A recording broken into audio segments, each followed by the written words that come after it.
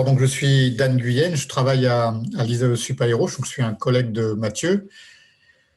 Quelques mots pour présenter l'ISAE Supaéro. Donc c'est une école d'ingénieurs qui se positionne comme le leader mondial de l'enseignement aéronautique et spatial. Alors pourquoi mondial? C'est parce qu'en fait c'est l'organisme simple, enfin qui diplôme le plus de gens dans ces domaines chaque année. Et puis c'est une vieille école puisqu'elle a été historiquement créée en 1909. Donc, quelques mots là-dessus. Il y a environ 1700 étudiants. Il y a une partie qui sont dans un cursus ingénieur.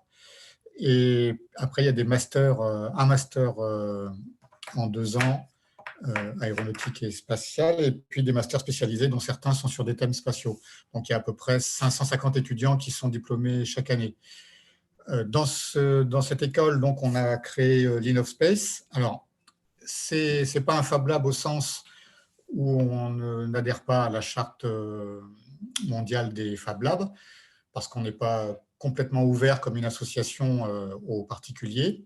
Donc, c'est plutôt à destination des étudiants, mais on a mis en place quand même une association un peu accessoire qui permet de faire venir dans le Fab Lab des personnes extérieures qui travailleraient sur des projets où nos étudiants sont aussi impliqués.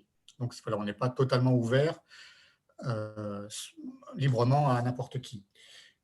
Donc, dans l'InnovSpace, il y a une partie qu'on peut appeler donc Fab Lab, on va dire espace de prototypage, assez classique, sans outillage très particulier. On a juste peut-être une graveuse de circuits électroniques qui est qu'on ne trouve pas forcément partout, mais pour le reste, c'est vraiment les mêmes types d'outils qu'on a dans un petit Fab Lab. Ça doit faire 100-150 mètres carrés.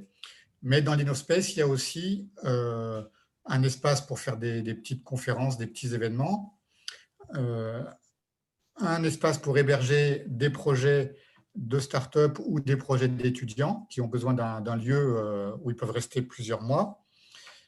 Et puis, un centre d'ingénierie concourante, c'est de là que vous avez peut-être vu Mathieu intervenir, là, la petite image où il est avec des écrans autour, qui est utilisé par le Centre spatial universitaire toulousain et qui permet en fait c'est un genre de, comment dire ça, comme une salle avec plein d'écrans qui permet de se connecter et de travailler à distance sur des sujets techniques en ayant en même temps visible sur tous les écrans les différentes informations qui sont sur les ordinateurs portables de chaque participant.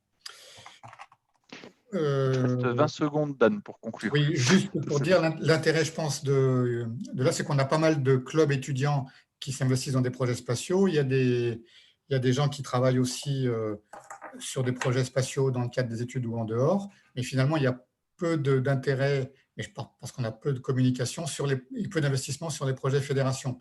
Donc, je pense que le travail qu'on va essayer de faire, c'est quand même de mieux communiquer sur les projets fédération et d'essayer de fournir finalement à ceux qui le souhaitent de la main-d'œuvre par nos étudiants et peut-être aussi par les professionnels de l'espace qui travaillent dans les industries qui sont assez présentes autour de Toulouse. Donc, on a un travail à faire de meilleure collaboration sur les projets fédération. Et sinon, le référent spatial, chez nous, c'est Mathieu.